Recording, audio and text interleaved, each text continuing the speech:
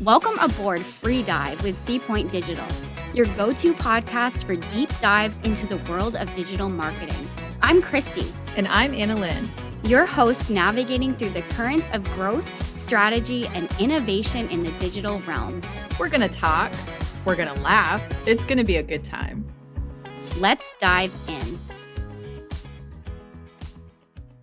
Welcome back to another episode of the Free Dive podcast. I'm Kristy, and once again, we have as a special guest, Bill Cottrell. Welcome back, Bill Cottrell. I'm starting to feel like I'm not really a guest. I'm just part of the podcast. You are actually listed on the website page. You are listed as a host. So we're just like, it's host day here. Yeah, it is a little bit host day. Yeah. Sometimes I find it's nice with the podcast. Like we're just kind of talking shop. Yeah.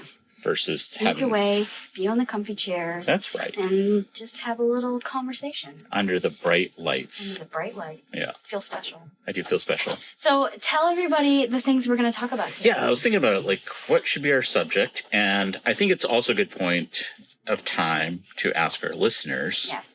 If they have any things they want to hear us talk about. Yeah, and we did get, I think it was a couple of weeks ago, last week, that we got a nice episode out of something that someone wrote in. So please keep writing in. Yeah. I really love that. Because we need to know what to talk about. That's right. Yeah. But I was thinking about today, we were discussing a little bit earlier, a topic was talking about our mental health in the marketing field, and specifically one of the areas where I feel like a lot of people I know struggle with is imposter syndrome. Yes, definitely. So let's open this up to you, Kristy. Okay. Do you ever get imposter syndrome? Yes, I feel like I have imposter syndrome almost every day, in some form or another. When something's not working and something breaks, or I don't know, I get very, compare my work to other work, and then I'm like, I don't know what I'm doing, or I'll never be as good as it gets that kind of for me. So, yeah, that's kind of where I go with it.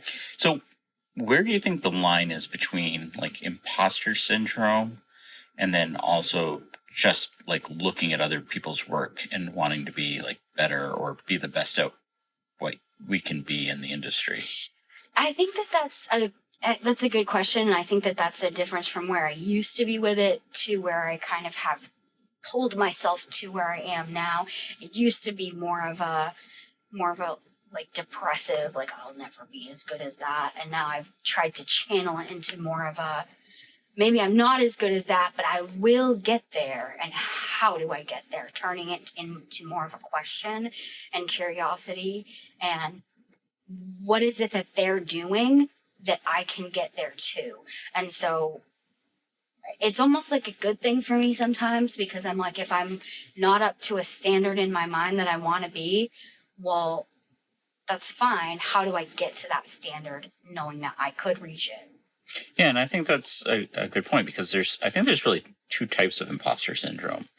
Mm-hmm. There's the nagging, I'm a fraud. Yeah. And people are going to find out that this is all a sham. Mm-hmm. And my life's work is, someone's going to stand up and be like, that's all fake. Mm-hmm. But then there's the other part where you're constantly looking at how other people are doing things. And I think that's a little less negative, because I think if you can learn and look at your kind of what your benchmarks are, or you see other people doing an amazing job in the same field, it's not as much that you're an imposter. It's just that admiration for the other work people have done. Yeah, admiration is a good word for it. Yeah, but I can totally relate to that feeling, though, of the imposter side, because, I remember the first time I spoke on a national conference. I'm up on the stage, and I'm just like, everybody here is going to know that I don't know what I'm talking about. Mm-hmm. And, there was, this voice just squawking in my head the entire time I'm on stage. They're all going to know you don't really know what you're talking about. Yeah, because if you're up here, surely you've got to be some kind of big deal with tons of information. And yeah. And then, afterwards, everyone was just like, oh, that was amazing. And I'm not saying that just to my own horn, I did that's a what good you job heard, already. yeah. But, the level of encouragement, I think we're always so negative about ourselves, but especially when we're dealing with imposter syndrome, that we think other people encountering our work are just going to be as dismissive and critical as we are of That's ourselves. True. Yeah. So how have you found that you've pushed past it in moments that has happened for you? I think for me with the imposter syndrome, it's been difficult to kind of compartmentalize, like understanding like why do I feel that way. It's harder, I find, as the agency's gotten bigger, because the imposter syndrome, where it might have popped up in the past, like doing a certain task or saying like, hey, I'm building this thing, or like a speaking assignment, right? I'm giving a talk somewhere, and I'm giving a lecture somewhere, where people are going to be like, oh, I feel like the people are going to be like, oh, he just doesn't know what he's talking about. Yeah. But like now, I think the imposter syndrome is running a successful agency, of the thought of being like, it's going to fall apart at some point. Like I'm just one foot away from a misstep that's going to just sink this agency. And, I'm going to have all these people that are going to go hungry, and it's all going to be my fault. And like that weight, it's a different type of weight of imposter syndrome. So how do you kind of get all of that anxiety like out? How do you get past that? Yeah, I think a lot of it is just like really kind of sitting back, meditation on, what good we've done. Yeah. And, it's funny too, because I feel like I spend a lot of time now where I am as far as agency ownership, management. I'm tackling other people's imposter syndrome. Yeah. And it's so funny to me because, like, I could talk to you, Kristy, and I could be like, you're not an imposter. Like, you're doing an amazing job. Like, look at this podcast. Like, you've put this podcast together, and you've sourced the equipment, you've sourced the how to, you're not just doing it off of a MacBook speaker. Mm-hmm. Like, you've set this up really professionally, and I'm highlighting these things like to you, or to Maddie with her work, or with Tim. Well, Tim doesn't have imposter syndrome. Tim will never have imposter syndrome. But like anyone else in the team, Courtney, like I think Courtney is another great example because, for those who don't know our office intimately, Courtney has been here the longest besides myself and knows the ins and outs of everything. And it's funny because like Courtney still struggles with that as well. Mm-hmm. So I think like all the cheerleading I do for other people with imposter syndrome helps me a little bit to be like, oh, I think everybody deals with imposter syndrome a little bit. Yeah. In fact, I would almost say, if you're in the creative field, if you're in marketing and you don't have a level of imposter syndrome, there might be something wrong. Might be too much cockiness there. Like maybe you've got to evaluate. Yeah, or just like a lack of self-awareness, mm-hmm. because if you're just like, nope, I'm the real deal. If you're like, I am the Slim Shady. Yeah, so like you said, there is a balance. Yeah. Yeah. Then. Yeah. Well, and I just think like looking at your experiences has to help, right? Because for you have to go, well, I've had this many years of successful business. Surely I'm doing something right. You can't argue that. And also, if you are just starting out, you kind of have to cut yourself some slack and go, well, I am new to this. So obviously I'm not going to be the best one at it. Right. And I think with that too is also understand that people in general are not looking to get you. Right. People in general are want to cheerlead. No.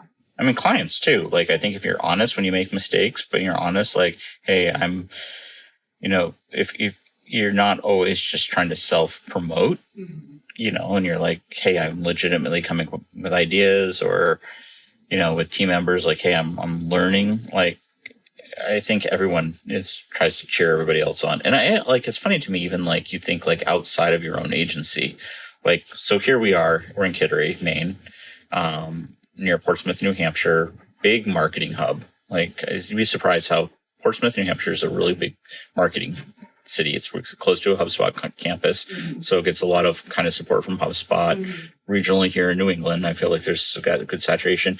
And I always thought it was going to be much more of a spirit of like, almost kind of a snide attitude toward each other's work or Yeah. are that competitive. And like everybody I've met, like in like other agencies, especially in that HubSpot ecosystem, it's very few people that I've walked away with being like, oh, that guy's a jerk. You know, most of everyone is just like, they're like excited about the projects you're working on. They like to cheer you on for your wins. Mm-hmm. You know, when we've won awards, like they're the first ones to, you know, shoot us a text, be like, oh, awesome. Yeah. I saw you win this award. That's awesome. Yeah. Or, you know, and so I think knowing that even your Competitors? not competitors, I was going to say others, Colleagues? your colleagues, that they are the ones that are also think you're a real asset to your field. Yeah. That helps a lot with like the imposter syndrome, because here's an outside person who's saying nice things and sees your growth in the industry. Like you're growing. Yeah, no, that's a good point, because I try in the social media community, I try to engage with other people in similar fields as us, whether it's like other HubSpot people or other agencies or other video production accounts or other Matterport accounts or whatever. And I try to do the same thing, encourage them anytime I see them doing well, you know, that kind of thing. And they do the same for us back. And it does create that better sense of like, yeah, we're all doing well. Like, and that helps. Yeah, no, totally agree. And that is, I think, a good judge too, like when you see other agencies or professionals in the field, like getting that sense that, you know, again, you're going to have some type of competition, but for the most part, you understand that there's a lot of work to go around. People want to help each other. Right. Yeah. That's right. And I do think that's kind of a telling of, you know, the type of person. And it was funny because when I first started out and I was younger and, you know, in the agency, and I wanted to be the best, and it was almost like a very competitive, like I can do this job better. I can do this. I can get better results. Mm-hmm. And almost like that idea of like I'm competing, and it gets you a lot less. And I think those feelings, those like the imposter syndrome pops up more in those types of situations. Feels worse. It feels a lot worse. Yeah, when you're trying to be like cutthroat and, you know, feel like you've got to be better than the, you know, just acknowledge it, like they do good work. Yeah. And you do good work. Yeah. And, you know, and I think that goes a long way from the imposter syndrome, because the more you're like super critical of others, then you're going to be critical of yourself as well. Yeah. And what kind of reputation does that create? And it's, you know, it's counterintuitive for business, right? Like I find, you know, the better relationships you have in the industry, it always comes back around. Oh, yeah. Yeah. So how do you think all of that relates to mental health in the workplace and in agencies? What have you seen? I think that's a big part of it. So I will say, I think in our field, in marketing, again, marketing is all about conveying information and emotion, right? Mm-hmm.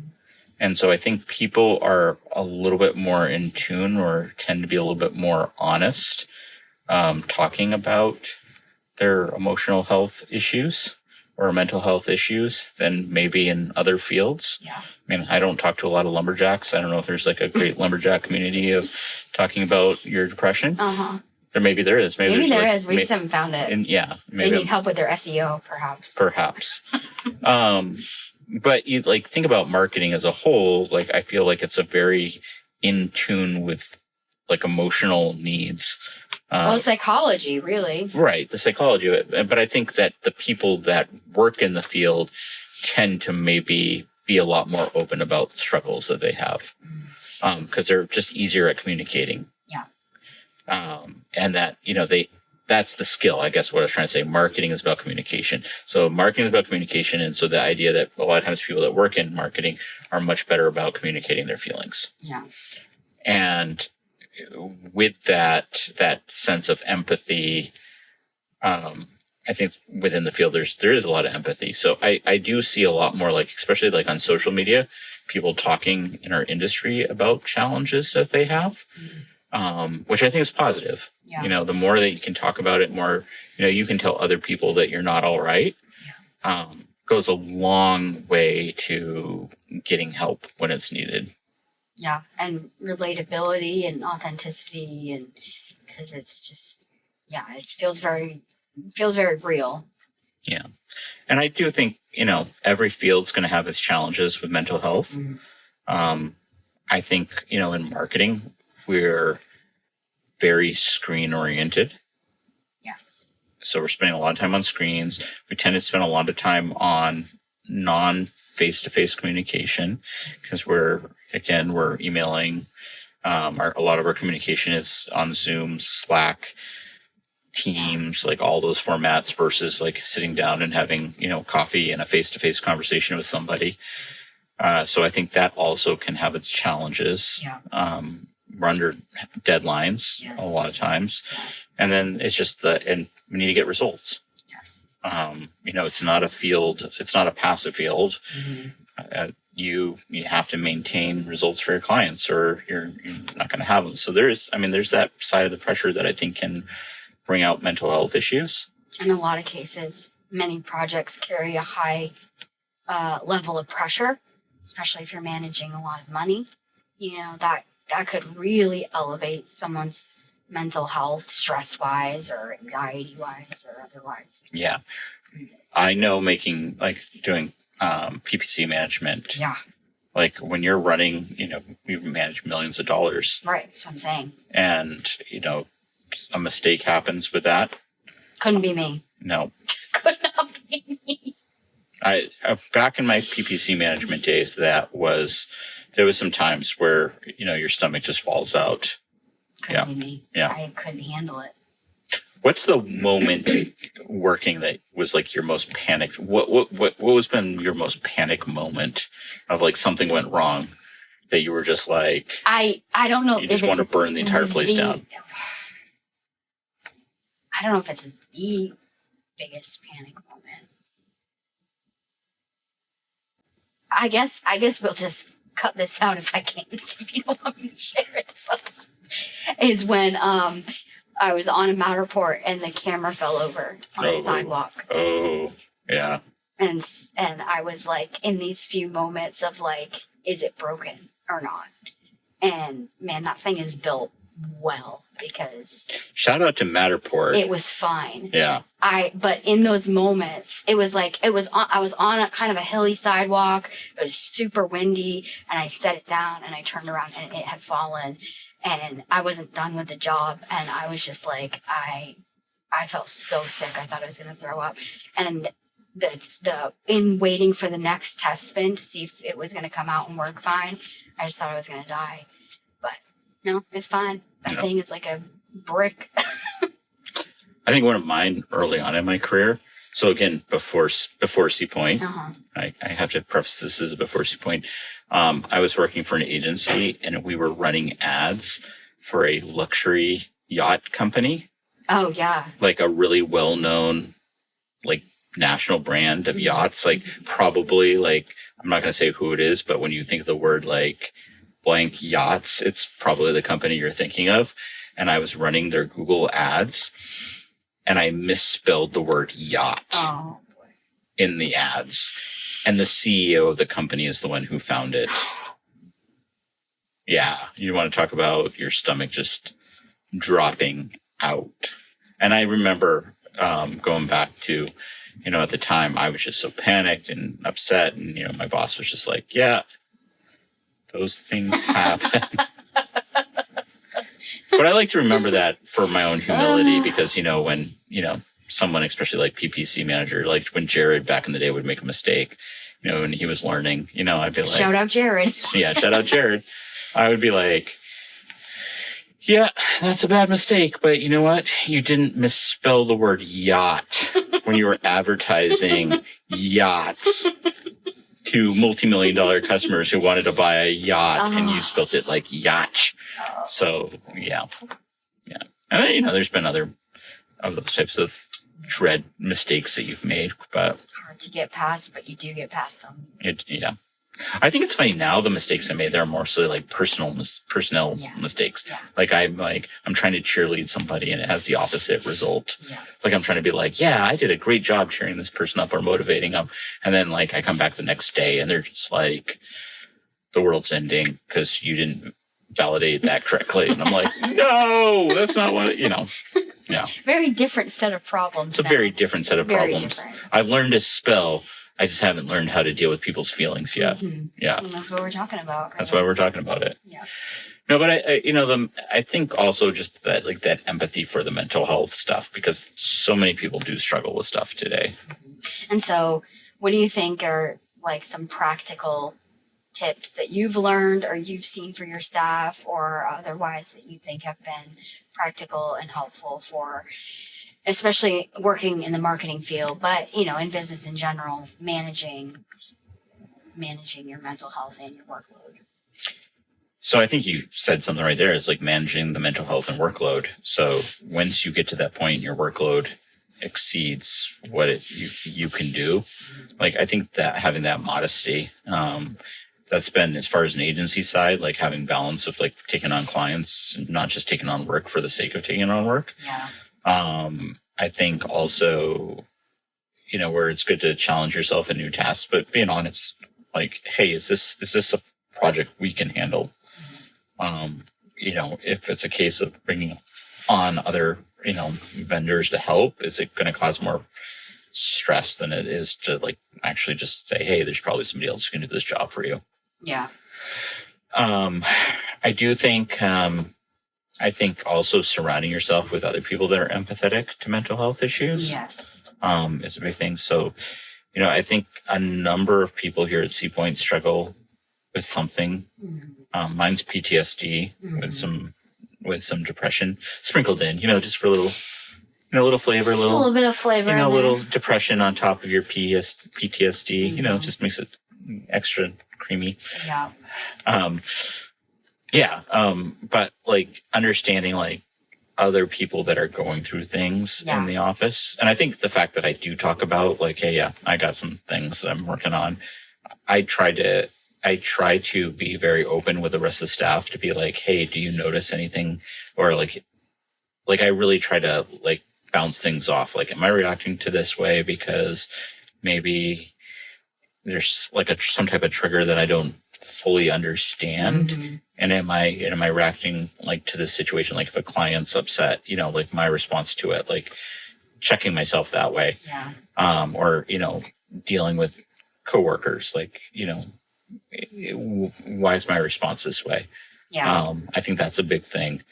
But as far as like knowing everybody else, we're all going through stuff, I think it just makes it a lot more empathetic to be like, we have to pick up each other's, we have to lift each other up. That's really what it comes down to. And you're in an agency, again, that goes back to like the type of environment and what you build. As far as like everyone's always talk about like what their company culture is, right? And it's like, great, our company culture gets us a gym membership. Right.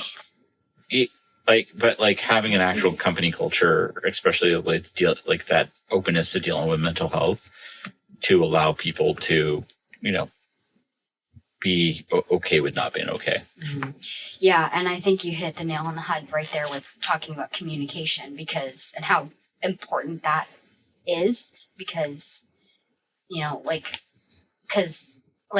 have PTSD too, and we have both been able to be so understanding because we both understand how that feels and how just brief synopsis of what PTSD feels like. It just sneaks up on you randomly and triggers are weird, but to be able to express to anyone else on the team, like, I'm just going through it right now. And it's like, I might be this, I might be that. It's not personal. And being able to communicate that so that if I'm being snappy, like, what was it that you said the other week? We're like, we need a code word in case Bill's being, I forget what the code word was, but it's like, we're able to make some, a joke out of it a little bit, but at the same time, we're all able to just be like really open about like, we're not going to be, we're not going to be hurtful to each other in the process, but we all know what's going on here. Right. So, and being able to support each other through that. We used to joke around that we had this giant wheel in the office, like the Wheel of Fortune, and we spin the wheel, and it was like, whose turn it is. Yeah, to be an emotional dumpster fire. And again, I think you hired Tim because he'll never be on the wheel. Just never know. He has to be the stable one. He's the stable one. It is funny. Like I think we've reached that point where we're all dealing with something in a way. And when you meet somebody or you know somebody who's just like rock solid emotionally, and you're just like, okay, no, you're the weirdo. Yeah, he's a bit the unicorn. Yeah, like, what's that like? Not walking through life with emotional pain or imposter syndrome. Like, fear always. Yes. Yeah. Yeah. It is what it is, though. Yeah. But no, it was, I think this week's episode, one of the episodes, Tina Gammon was talking about just in marketing, how there's just a high level of burnout and how that can just start to get to you because there's just always one project's done and then there's another one and how that can just lead to a high level of burnout. And so kind of keeping tabs on your mental health is so important because of that, because it's just never ending. Yeah. Inbox is never ending. What there's to do is never ending. And problems mentally and at home and personal life are also never ending. And so checking in with yourself and making sure that you're taking care of yourself physically and emotionally at the same time is very important. And I think that's the importance as well of disconnecting from everything from time to time. Mm-hmm. Like really like setting aside time to like just put it away. Yeah. I mean, I know for myself it's hard as an agency owner because it's like it's 24/7. You know, for you, it's really never ending. Yeah, I'm trying to like have that boundary of work life and balance has always been a difficult one for me. And it's funny because like when I do shut myself off from it, like I'm heading out of town, recording this, and I'm heading out of town in a couple of days. Spend some much needed time in Canada. You know, I always find like when I come back from those types of trips that I'm just like, I have a lot more clarity for work. I'm like, okay, we're going to do this, this, and this, and this is how we're going to run a project, and this is what we're going to do. And, you know, like I know the value of it. It's just like carving that time out to do it. Yeah. So that's true of everybody. Yeah. Got to get a little bit of a break and breather. Yeah.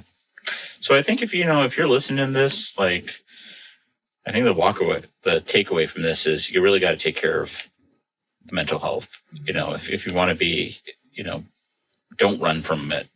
You know, I think that so many of us were just running, and you know, it's going to eventually catch up with you in your work. It's going to catch up with you, you know, and work stress is going to catch up in your personal life. Always. So, you know, face it head on. You know, take care of yourself. Imposter syndrome, you know, work on it. Everyone else is faking it. Like, especially if you're in marketing, that's the entire point of marketing, is to make something look better than it actually is. That's what it is. So when you look across the room or you look across to the other websites, the other agencies, and you're like, oh man, they are just killing it and I don't know what I'm doing. Like we're all faking it. That's very true. Yeah. So keep faking it, people.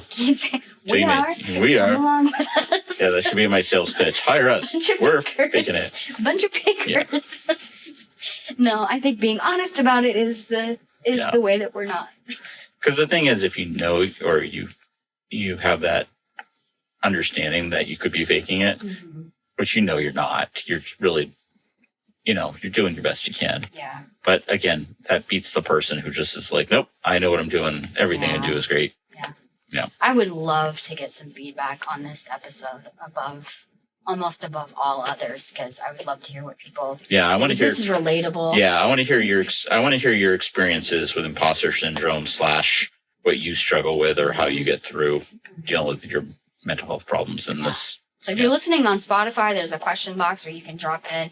You can drop into our Instagram DMs, YouTube comments. There's so many ways that you can message us. So please message us. Just slide into our DMs. Slide on in. That's cool. What they're there for. Yes. People are. And if you have more episode ideas. Yeah, I need more things to talk about. So come on, people. Give me some more ideas. Yeah. Otherwise, we're just going to talk about what we want. Yeah. And that might turn into talking about hockey. That might get scary. Yeah. Thank you for being here once again. This was nice. Good times. And we'll see you again next time. It's the end. No, it's not. There's more. There's always more. Don't be sad. You can catch our full video interviews on our YouTube channel. Come find us. And don't forget to subscribe, like, and share with your friends so that we're not sad. And follow us on TikTok. And Instagram. It'll make your day happier, promise. And we'll know if you do it. Until next time.